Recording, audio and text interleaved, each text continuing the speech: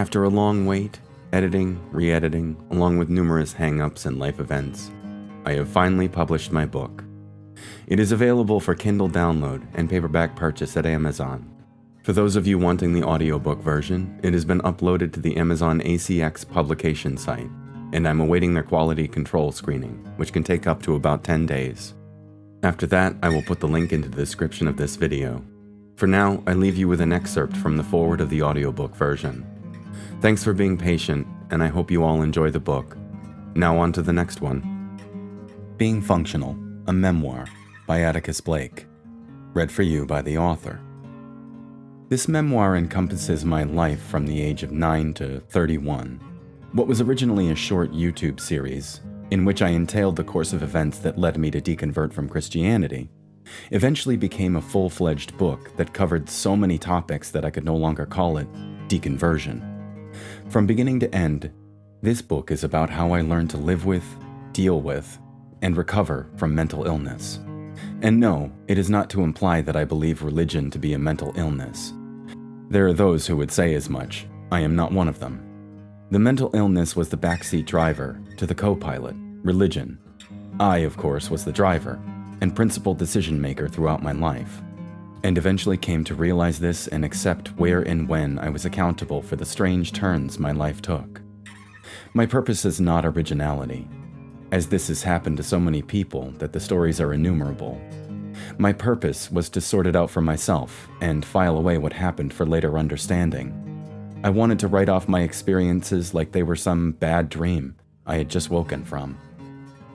At around that time, I learned that every time you remember something, your mind distorts the memory in small ways such that by the time, say, 20 years have passed, it may look irrevocably different from the memories of others. I cross-referenced the events that others were involved in order to paint a clearer picture of what I was like through the eyes of others, as well as my own. In doing so, I have made my life a complete work in which I, for the sake of sanity, came to accept who I am and love myself.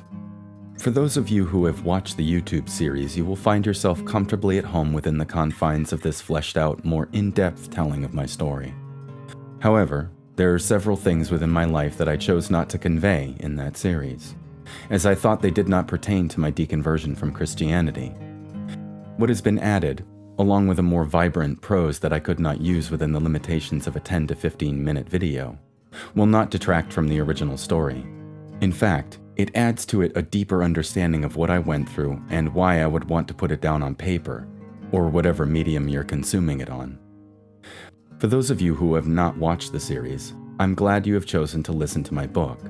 Frankly, I'm glad anyone has chosen to listen to my book, but especially you.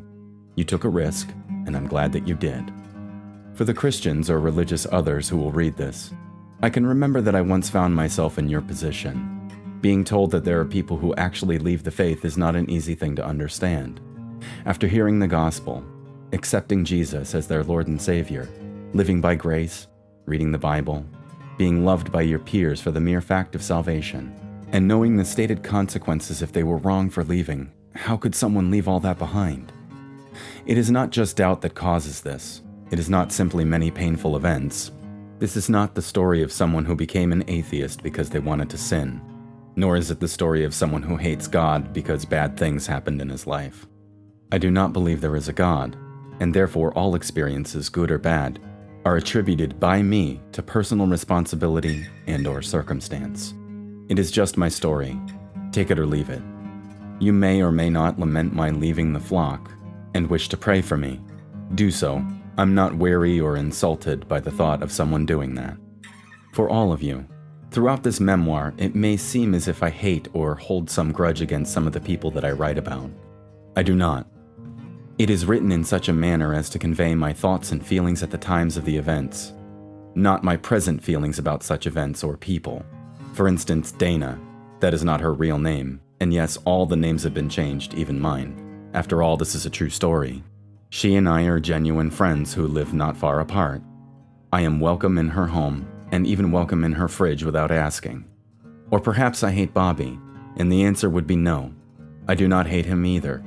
I even see him around occasionally and say hello to him when I see him. But our lives have diverged such that it would be meaningless to attempt a friendship or even passing acquaintance. So this goes for every person in the memoir. I wrote about the fact of what happened, how I felt about it at the time, and have since moved on from it. Thank you.